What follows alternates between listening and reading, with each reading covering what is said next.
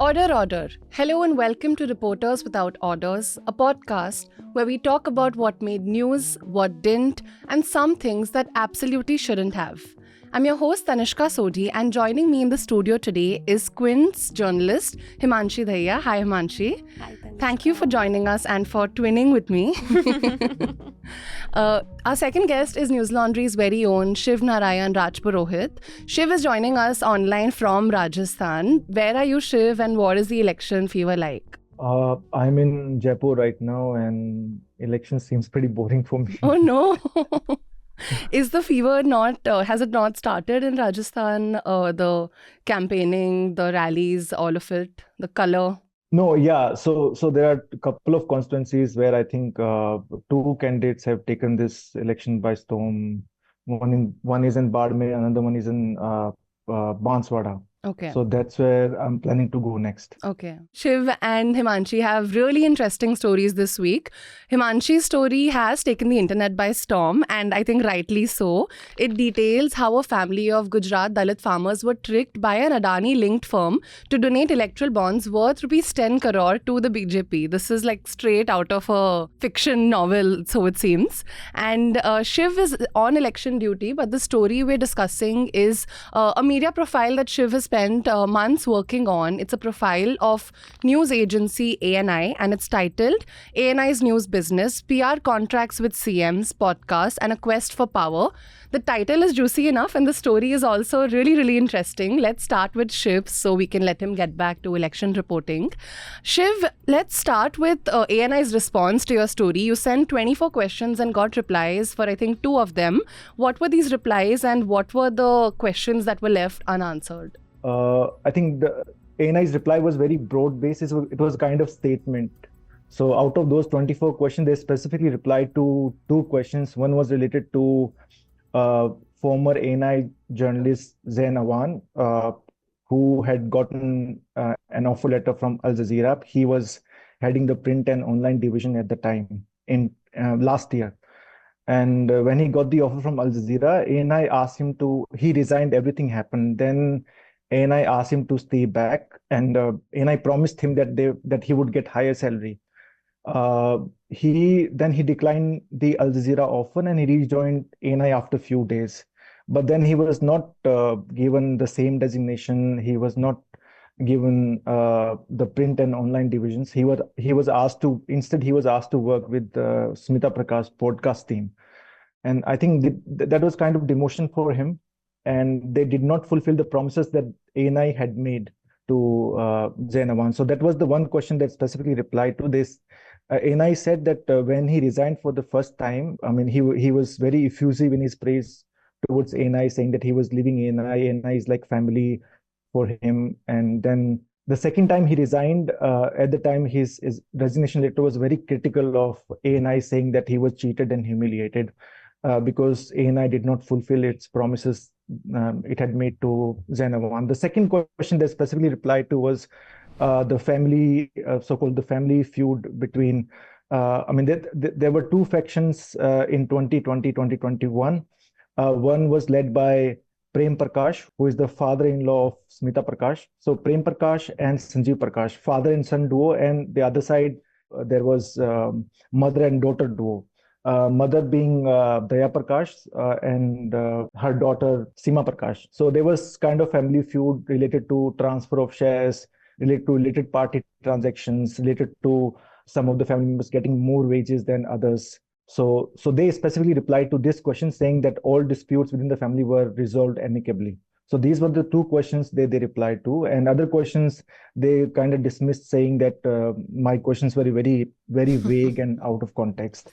So 22 questions left unanswered. Yeah, and there were suggestions also that the fledgling digital properties of Newslaundry. I mean, I've asked these questions because I want to boost, or maybe Newslaundry wants to boost its fledgling digital properties, and ANI and Newslaundry is not doing good. That's why they want to get some trade secrets from ANI through these questions.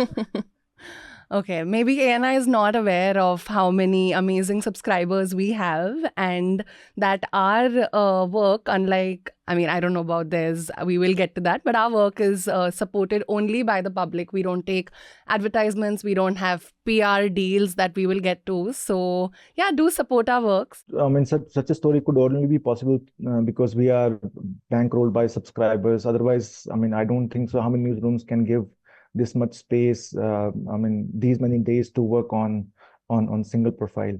So, of course, we are grateful to subscribers. Yes, and this brings me to my next question, which I think is the most startling bit of new information for me from the profile, which is about the PR packages that ANI has and has had with at least 7 state governments since 2010. What are these PR packages, Shiv? What are their price ranges? What governments has ANI had them with? And are they common for news agencies to have such PR packages? I don't know about other news agencies since I was working only on ANI. In the market, ANI right now, ANI has two small competitors. One is PTI, another one is INS. Both are very new in the video service segment. PTI started its video service segment last year, and INS is very recent. So I don't think so they are able competitors. I think they will take time to catch up with ANI because ANI's network is huge. They have, I mean, in one of the books written by Prem Prakash, who is the founder of ANI, he writes that there are 400 cameramen, reporters, and stringers. The book was written in 2019. Maybe the number has gone up. But to answer your question about these PR packages, these PR packages are basically I mean, they sign PR packages with Department of Information and Public Relations of each state government. So what they do, they approach DIPR saying that they can promote a chief minister's image by using their social media platforms or their wire services, by tailing them everywhere they go. So any government event they will cover. I mean, there are a lot of pointers in the proposal they send to each state government. And the charge ranges from 48 lakh rupees to 1.5 crore rupees. If I could give you one example, in 2016, and we have access the internal email also of ANI. In 2016, ANI sent a proposal to then BRS government led by KCR, and they said that not only they will use their social media platforms to promote KCR's image, they will also use their partnership with Reuters to promote KCR's image abroad. So to sweeten the deal, they would take the name of Reuters because Reuters has 26% stake in ANI. Reuters, which talks about their brand of journalism. I mean, if you go to Reuters page where they talk about basic tenets of journalism, 10 hallmarks of journalism. So they talk about that we don't like, it's against our principles if somebody takes money for stories. So Reuters partner is doing this. Yeah. Until the new FDI rules, they had a larger share of ANI, correct? Yeah. So until a few years ago, Reuters had 49% stake in ANI, and in compliance with FDI rules, they brought their stake down to 26%. So these PR packages, then I think somebody from ANI would visit DIPR's director. I'm talking about the Telangana example. So one person called Rajesh Gode, he would meet DIPR director and he would thresh out the details that this is what the government wants. Can we improve upon the proposal? So that's how they would go about it. And you did reach out to Reuters about this? Yeah. I sent, I think, 7-8 questions to Reuters also. I told them that we have internal emails of ANI to showcase that they are involved in paid for news. And I also gave them the examples like your code of ethics talks about that nobody should take money, but ANI is your partner. So does it violate any code of ethics of Reuters? So, and there was 7-8 similar questions. Are you aware of? I also asked Reuters if they were aware of such paid promotions by ANI, and I also asked about the content of ANI. I also gave them the data analysis that I have done in the story, that every second tweet from ANI is on chief ministers. I'm talking about ANI's regional handles. So they did not reply to any of the questions specifically, but they said that they select and verify all ANI feed and take only small amount of ANI videos. But they did not reply to my question whether they know about ANI's paid for promotions. Right. So these, PR packages are essentially paid news, right? They are a different form of advertorials. It's paid news. But unlike advertorials, they have no, there is no disclaimer. We won't, as a viewer, I won't know what is a paid news and what is them covering the event because it is of public importance, so to speak, correct? Yeah. So my follow-up question to Reuters was, if you are saying that you select and verify a very small amount of ANI videos that you take for your international audience, how do you verify whether any video that you're taking is paid for or not? Right. But there was no reply. Correct. And speaking about the data that you mentioned, that you've analyzed, how every second tweet from the 2 regional handles of ANI is on chief ministers. Tell us more about that, this data that you have collected. Yeah, so I took random sample from April 1st to April 9th. And in that period, Rajasthan Chief Minister Bhajan Lal Sharma, the new Chief Minister, he contracted COVID. So if you see the instances of posts on Chief Minister, the posts would be fewer because they could not call Bhajan Lal Sharma for 3 days. So I don't have the numbers handy with me, but as I mentioned the story, that every second tweet from these 2 regional handles is on Chief Minister. And if you look at the overall picture, including overall picture of tweets posted by ANI Twitter handles on Rajasthan, on BJP chief ministers and party leaders. So it goes up to 66%, 70%.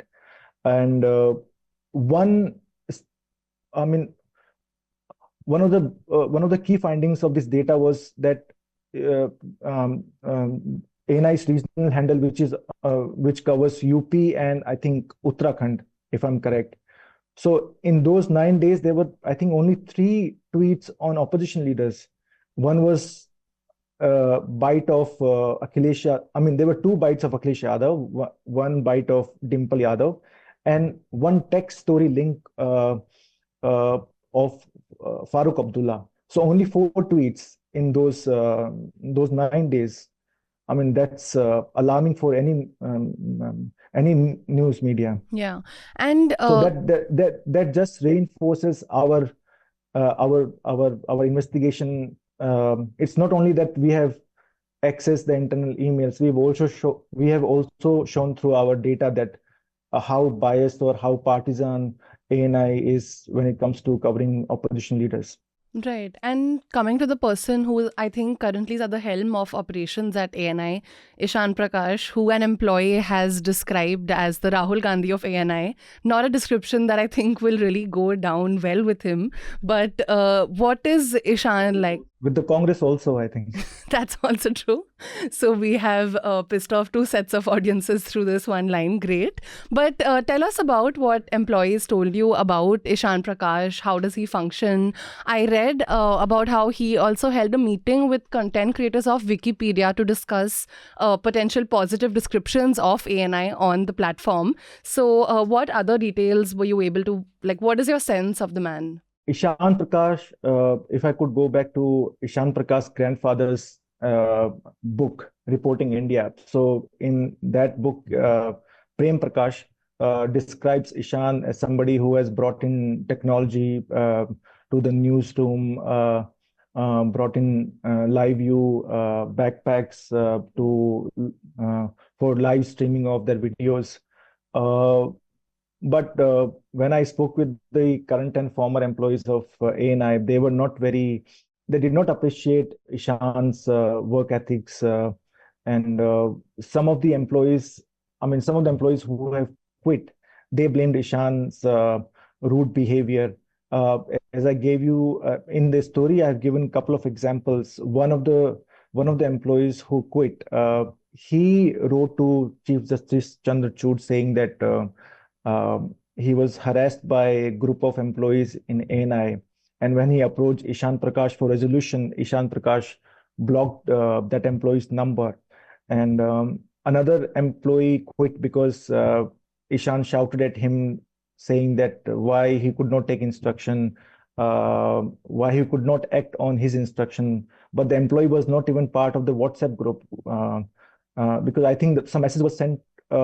Ishan Prakash sent some message on WhatsApp group, and that employee was not even part of that WhatsApp group. So so that employee said that Ishan Prakash did not have any locus standi to shout at him because, I mean, I don't know how to explain it. But then he was not even part of the group. How can you take instruction from a group you're not part of? So out of frustration, and he was humiliated in the newsroom in front of everyone, and very senior employee. So he also quit, and in fact, he demanded apology from Ishan Prakash, but of course that apology would never come. Right. And employees, have they also, your story details how employees have been fired for applying to PTI. Can you elaborate more on that? I mean, is there some sort of deal that PTI and ANI have about poaching employees, or on what grounds can you really fire employees for something like this? I don't think so. There is any agreement or any understanding between PTI and ANI on poaching employees. But ANI is very anxious when its employees go to its competitor PTI. Couple of employees I spoke to on this subject, they told me, in fact, one of the camera persons, he told me that the wages were very low, and he wanted to apply to PTI, but he was scared that this information might leak, because it's very hard to keep it secret. If you apply to some other place, somebody would know about it. So he told me a couple of examples. We haven't mentioned the examples because I thought that if I reveal the identity, or if I give specific examples, it might hurt in their career progression. So that employee told me that he wanted to apply to PTI, but he can't because before getting offer from PTI, he might lose the job that he has right now. So these are the, employees are in a fix at ANI how to apply, because ANI camera persons or ANI, specifically camera persons, they have a specific set of skills, because he was telling me that it will be very hard for him to work in a TV studio, and it'll be easier for him to work in PTI video agency, because the set of skills which are required are similar.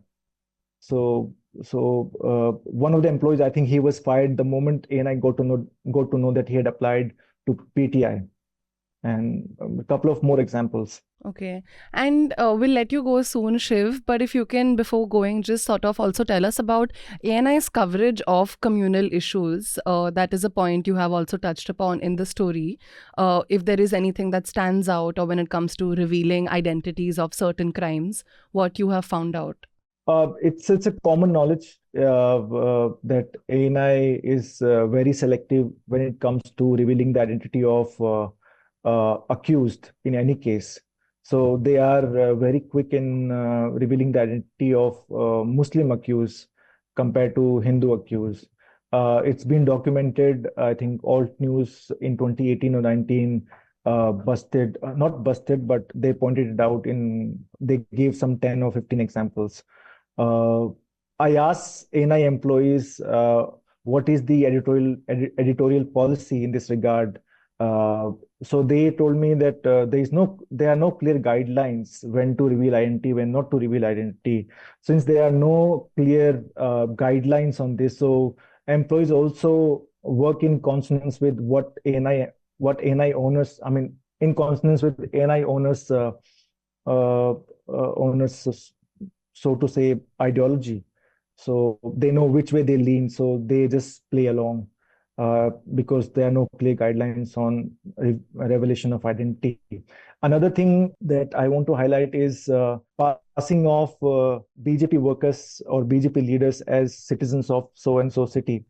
I mean, hiding identity of BJP leaders and workers if they go to rallies or they interview someone. So the recent example that I gave in my story was inauguration of Azamgarh Airport, few airport projects. So Modi went to Azamgarh, I think last month, and there ANI interviewed one Muslim man.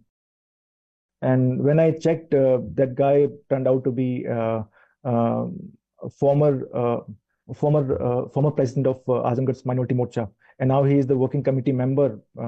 At the state level. Okay. So there are so many examples. Yeah. And the former ANI journalist told you that ANI is the most loved child of the BJP. So I think that is something that we can also really put together.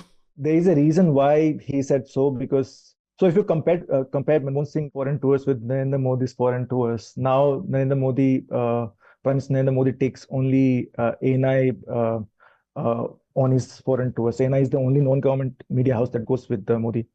Another thing is their coverage. So I looked at the data, YouTube data, for 3 days, because I just want to see to what extent they covered opposition's Maha Rally, Loktantra Bachao Maha Rally, which happened in Delhi on March 31st.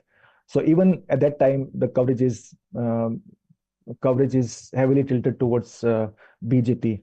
And in Maha Rally, they did not take bites from audience members. But when Modi kicked off Lok Sabha campaign from Merit, there were 3-4 bites of audience members praising Narendra Modi, saying he's the best PM ever, so and so forth.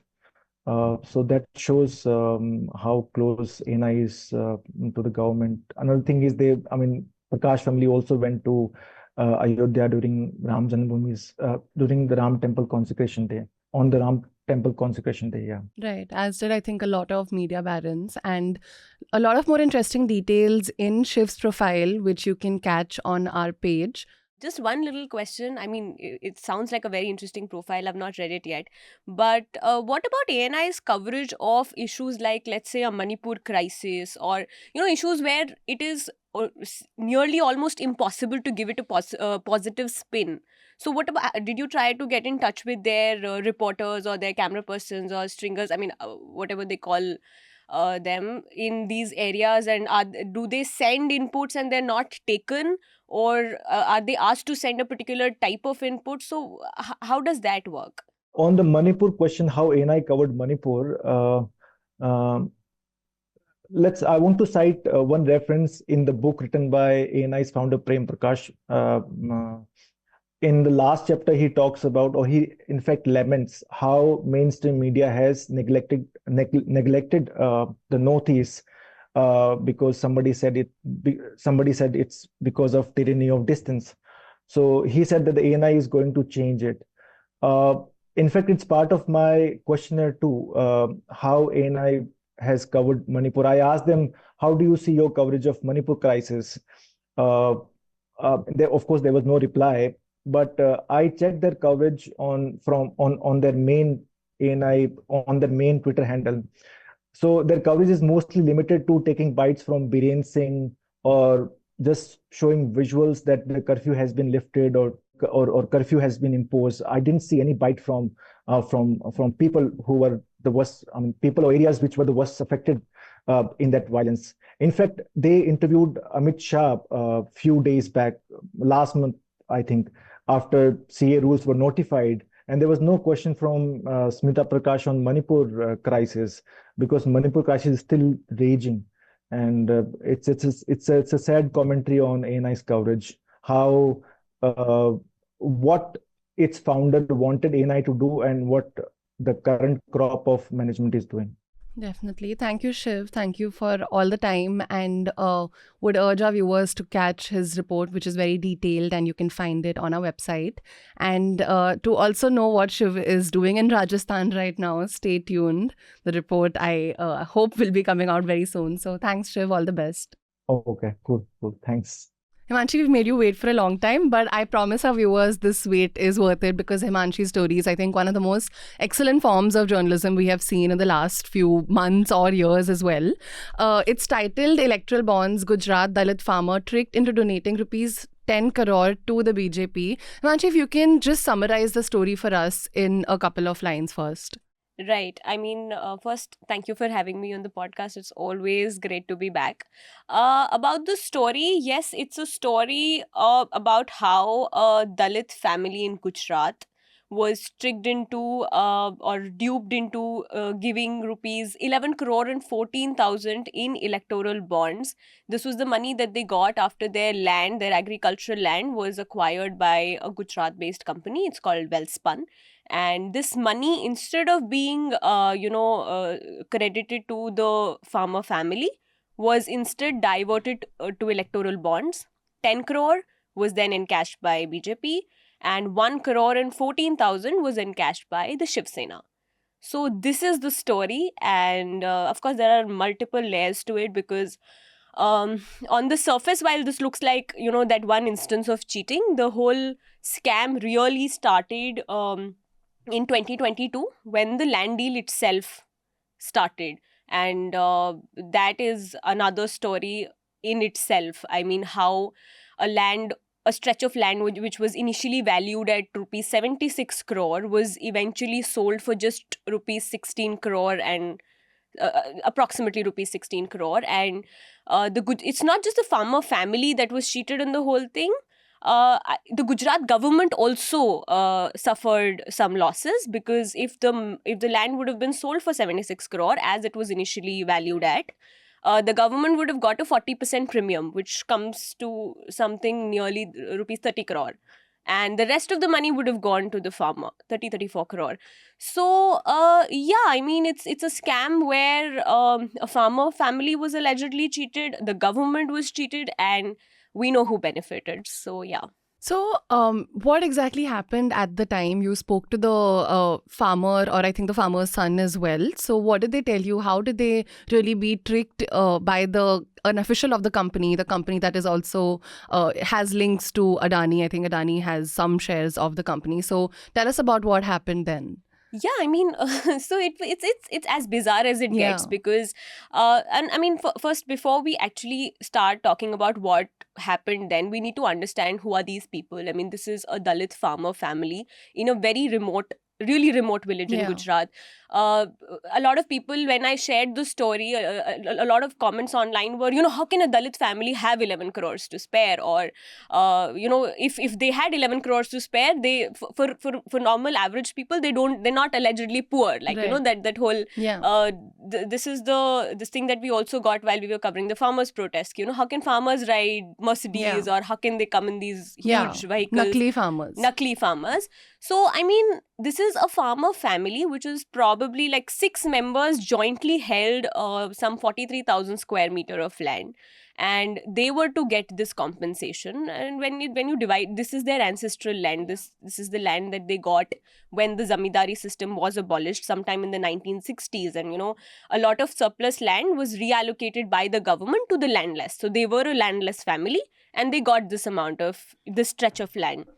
Now, the deal started in 2022 when the company wanted to acquire the land, and a land acquisition committee was formed. The committee valued the land at 76 crore rupees. The company, which is Welspun here, which has links with the Adani group, they did not want to pay this amount. They thought it's too much, and the whole process kept dragging on for a year.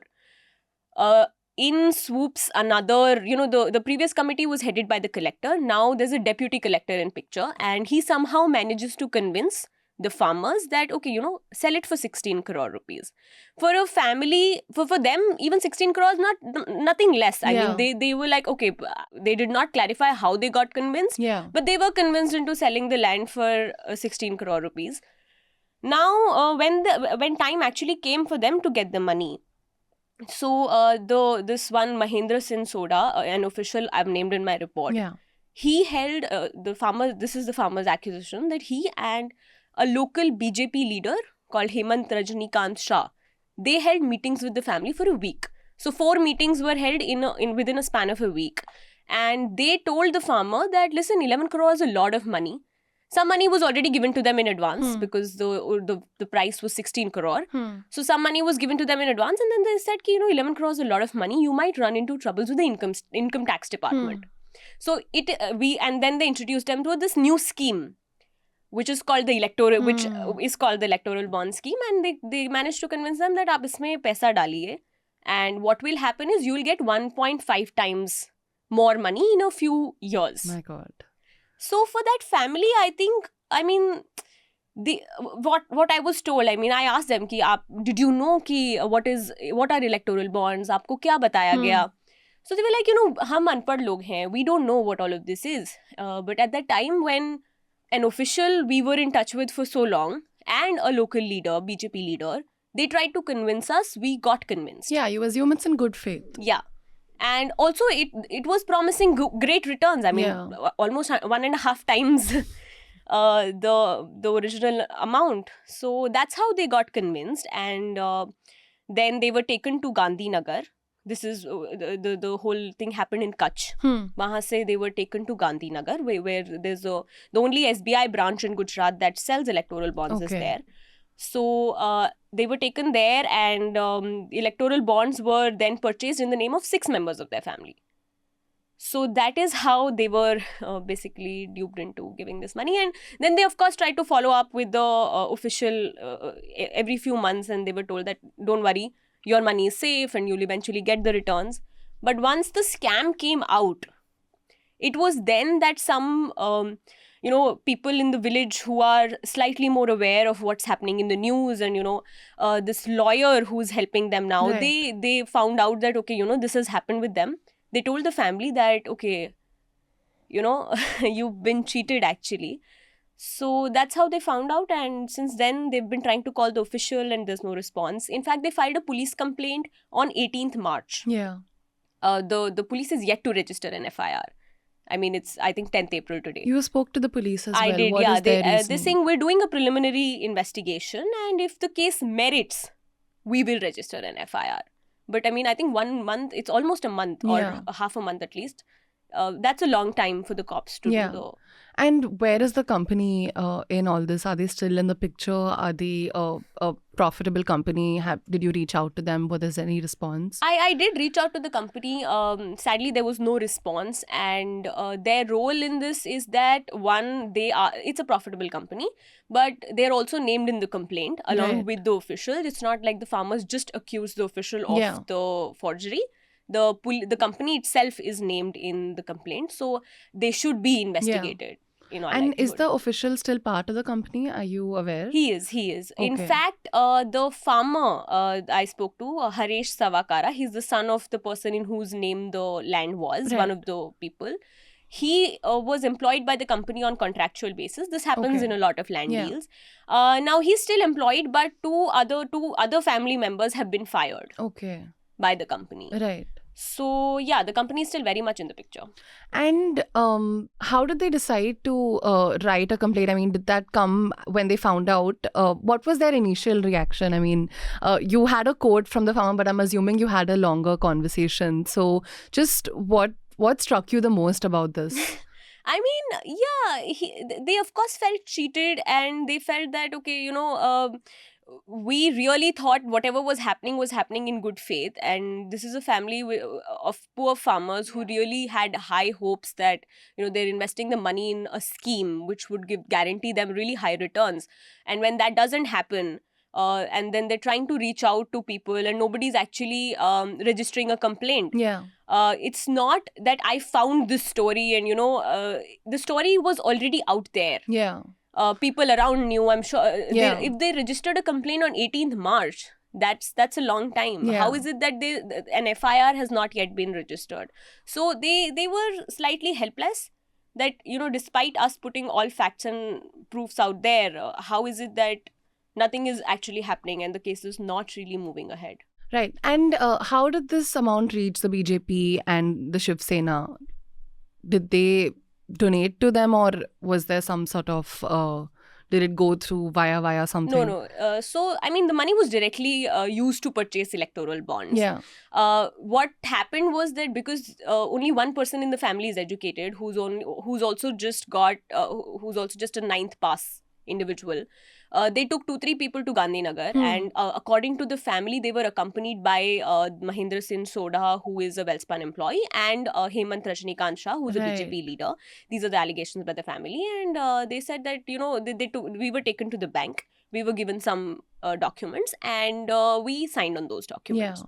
So they did not really know that they were donating the money to BJP. Yeah, I mean, it's not like they chose the party, from what I've understood. It was just documents they signed on with things already checked. But this really opens, I think, a fresh can of worms. You think there are shocking details coming out of the electoral bonds data set, and then there is a story every couple of weeks, and your story, which really makes you wonder how many more such cases there could be, similar cases in the list, people who have been duped this way. For sure. I mean, when the first set of data came out, and then, subsequently 2 more sets of data were released by EC and SBI. Yeah.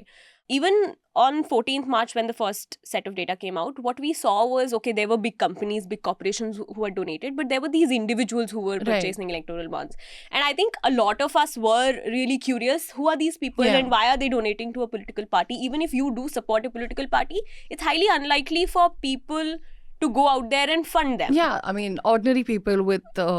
Yeah, I mean, if you like a person, if you like a political leader, you don't really go and give them money. I mean, that's very unlikely. You go participate in the rallies, you do want to spread the message, you do want to promote them, but in different ways and not by actually giving money. So it was a curious case, but then, it's almost impossible to really track these individuals down because you only know their names. I mean, if a Himanshi Dahiya is mentioned in the electoral bonds list, there can be a lot of Himanshi Dahiyas in India. You can't really reach the one individual who's purchased the bonds. Yeah. So this was a stroke of luck that there is a person out there who was cheated and he decided to file a complaint and decided to come out. But you're right. I mean, there can be a lot of such individuals who were tricked into buying these bonds. And what are the links that the Adani group has with this company, and what does this company do exactly? Right. So, I mean, I think this was a newslaundry itself has covered this very in great detail. Welspun and Adani are together in another. They have a venture together, a joint venture, which is called the Adani Welspun Exploration Limited. And I think Adani Group has a 65% holding in the venture, and Welspun has a 35% holdings. It is a gas exploration company, and like a lot of other Adani businesses, this operates in the same sector.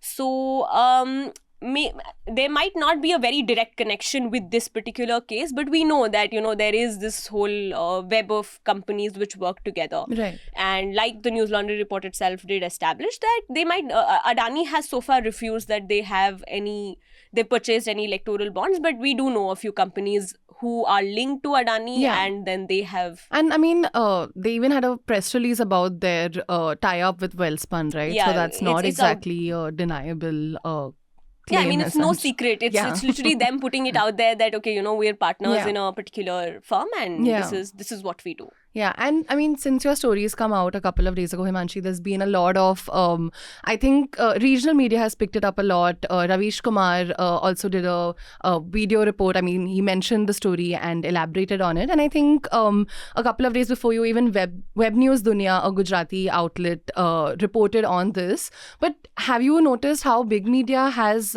sort of taken this forward? Because, I mean, in an ideal world, or in a world where the media is free and fair, this would be, I mean, the talking point of television channels. It would be, front page news, because this is, of course, in one way, it's a bizarre story. It's, stranger than fiction sort of case. But on the other case, it's also a blatant fraud, right? I mean, it speaks about so many other things. So what is your perspective of how big media has or has not really taken this forward? I mean, it's sad and unfortunate, but I'm not surprised. I don't think even you are. Yeah. This has been the trend over the last few years, maybe about a decade or so. That the big media, especially television, they do not report on such stories. I Right. mean, the fact that almost all television channels and most big papers do have a state correspondent in Gujarat, or some even have a full-fledged bureau. How is it that they couldn't get to the story first? Yeah. It's not that, I had to dig into something. I mean, I want to really emphasize, this is not a story where I dug into some papers and, found something which it was a story out there. It was a Yeah. story which somebody just had to think it fit to Yeah. pick it up. And just by the nature of how bizarre it is, it should have been. But they didn't, and it really reflects on the state of media today. Yeah. It seems like a big enough thing that even the media, despite all its biases, would not be able to ignore. Yeah, I mean, that's what we thought, Yeah. at least, that, they have all the resources. They have dedicated business teams, who might know these companies off the tips, and, they'll just quickly start churning Right. out these stories. And look what happened. I mean, they really didn't do anything. Yeah. Which was, most stories around electoral bonds which came out did actually come out via the Yeah. independent portals Yeah. and platforms. And so yeah, it kind of, I really don't need to comment on it. It's self-explanatory. Yeah. here. Tell us more about these meetings if you have information about these 4 meetings that were held that week with the local BJP leader, the official from Welspun, and the farmer's family. What were they discussing? Were they negotiations, or were they coming up with different ways the money could be transferred? Yeah, so I mean, from what I've been told, the meetings were held in a guest house in the Welspun company's compound. Right. So it's not like it was a secret meeting held somewhere in a remote, bizarre place. It was a meeting being held out there, and along with Welspun company's employees, there was this local BJP leader who was present. And what they were actually, I think, the conversation that was happening was around, you're right, how to purchase these bonds, how many people are going to receive this money. Ideally, the money from the land deal should have gone to their Grameen bank, but instead it was transferred to Axis banks. New accounts were opened in a private bank, and through that, money was transferred to those accounts. And they have shared the receipts with me, where if today the money is transferred to the account, credited to the account, tomorrow it's debited via an SBI account in Gandhinagar for electoral bonds. So I think it was mostly about, one, of course, convincing the family that, you should give money, and why you should give money, because it will guarantee high returns, and because it will help you, not attract any income tax officials. And also the other half of the planning that I'm being told was happening around how to go and purchase these bonds, so that it doesn't really raise a lot of eyebrows. Right. That, why is one particular person purchasing electoral bonds Correct. worth rupees so much? And were there other lands that were also being acquired at the same time in the area, or was this the only one that was at Right. that time? So Welspun has been acquiring land in that area for a while, for a few years actually. So I mean, this basically, like I mentioned, right, this is agricultural land that was reallocated, surplus agricultural land that was reallocated to the landless after the abolition of the zamindari system. Now, according to the original laws, the agricultural land sealing laws, you cannot actually sell this land. If a farmer holds this land, you cannot actually sell it. Yeah. It's a non-transferable land. But over the years, a lot of amendments have been brought in by governments in several states, which do tend to favor private entities or big corporates, so to say. And they've introduced clauses as to how, if somebody actually wants to acquire this land for some greater economic good of the state, they can, by following some procedures. Part of that procedure is to form a land acquisition committee, which will have representatives from the government, from the farmers, and multiple shareholders will be involved. Right. So, and that happens for a lot of cases. Now, the interesting thing in this case is that it's not actually this family that is the whistleblower. The whistleblower is another person whose land got acquired by this company in 2017. Okay. But of course, the money wasn't channeled to Yeah. electoral bonds. It went somewhere else. And that then was before it even... before the bonds scheme were was even introduced. introduced. Yeah. So now that person, his land was acquired and he did not get the compensation. He did approach the courts, he did approach the police. So he tried to, he ran pillar to post to actually get justice and couldn't. And since then he's been keeping track of, everything that the company does and what's happening and what's not happening. So he is the person who actually found out. He then approached this family that, listen, you've been, itna bada fraud hua hai aapke saath. He's the person who then also helped them reach the lawyer. So it's basically one person who did not get justice back in the day, Right. now trying to help someone else. So yeah, I mean, if somebody does go deep into looking as to how the company goes Yeah. around acquiring these lands, I'm sure There's a there's bigger story. a bigger story there. And how many days did it take you to do this story? And was it were the family comfortable speaking to you? Did they want this to reach more people, to highlight what they've gone through? Also, since the FIR has not been lodged yet. Right. So, I mean, I think the story took about 5 to 6 days to materialize. The family was more than eager to talk, Yeah. and they did actually want the story to reach to more people, because previously, like you said, Web Dunia News, this is a very small local Gujarati news portal which did report on it, but it did not really make it to the Yeah. talking points, Yeah. or, nobody was really discussing it. So they were very much comfortable. It did take 5 to 6 days because all of the paperwork was in Gujarati, and unfortunately I can't read Gujarati. So a lot of Google Translate and, actually referring to somebody who knows Gujarati to understand some intricacies and details that happened. That took some time. Then, I also reached out to all the stakeholders and gave them some time to respond. Yeah. And so I think it in all, it did take 5 to 6 days. But yeah, the family was more than willing to come out and talk. And before we end the podcast, you've also done another story a couple of days ago, which I really enjoyed, and I'd like to just touch upon it. If you can tell us the trend that you guys have found on the pro-Hindutva films released this year, this election year in 2024, what was the trend that you guys have found when it comes to funding and when it comes to being promoted by certain netas? Right. I mean, I think we started observing this trend since the Kashmir Files released, right? I mean, there was just suddenly this propaganda movies are not new, but with Kashmir Files, I think a lot of people found out that well-made propaganda actually sells. Yeah. And, we did see a lot of big BJP leaders and somebody like, really influential people in the government actually promoting it. So now when we saw that elections are just around the corner and, OTT platforms and theatres have really rolled out the red carpet for a lot of these films, we decided that, okay, let's look into who's funding these movies.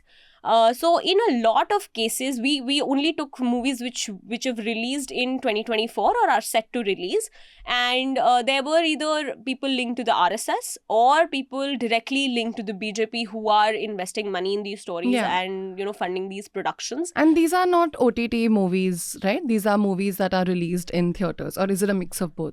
It is a mix of both, but mostly in theatres, yes. Yeah. And then it's not just about the funding part of it. Even after the films are released, they do walk that extra mile to actually promote them, right? I mean, making these films tax-free or organizing free screenings for people to just come and watch. Kerala Story is being broadcasted by Doordarshan in Kerala, which is really something. So, again, very interesting story, and I would urge our viewers to read both of these stories by Himanshi. Quint is also an independent news organization, and you're not really seeing these stories like the ones that Shiv and Himanshi have done, and of course our coverage on electoral bonds as well in mainstream media. So, continue to support us. Elections are just around the corner. Himanshi's been on the field and is going again, as are we. So do support us. We have an NL Sena project, News Laundry and News Minute, because we're covering the elections together. This time we have a few NL Senas based on different issues up on our page. So you can choose what kind of stories you'd like to see and contribute accordingly. Head on to newslaundry.com and pay to keep news free. Thank you, Himanshi, but I'm not going to let you go yet. We're going to ask you for a recommendation for our viewers. I mean, because we did touch upon the other story on Hindutva movies, the pro-Hindutva movies which are being promoted by BJP. I think I would urge our viewers here to actually read that story. It's available on the Quint's website, and it's a story I've done with my editor and colleague Aditya Menon. So please do go read that story. And I'm also reading this book which is sounding interesting. It's about it's the Gita Press and Making of a Hindu India by Akshay Mukul. I mean, it's an old book, but I only got time to read it now. So it's really interesting, and if it interests the viewers, they can also just go read it. So my recommendation for our viewers is one Assamese movie called Amis. This movie is about a lonely housewife and a student, how they fall in love over their love for food, non-veg food. Sure. So I am going to recommend a story on Boom Decode that is written by actually my former ACJ batchmate, Akshat Chawla. It's about how National Creators Award winners amplified BJP's message. So there was, I think, the first National Creator Award that took place a couple of months ago, and Boom has done an analysis that has found that over 60% of the winners have posted content related to Hinduism, have met BJP leaders, or have endorsed the ruling party's policies or ideologies. So since this is going to be I think, an annual award, and this is coming, at the heat of elections, it really makes for an important story given the influence of influencers, so to speak. So that's my recommendation. And with that, this podcast is adjourned. Journalism at News Laundry is powered by the public, because when the public pays, the public is served. Visit newslaundry.com/subscription and pick a payment plan of your choice. Pay to keep news free and independent. Your future, and indeed the future of democracy, depends on it.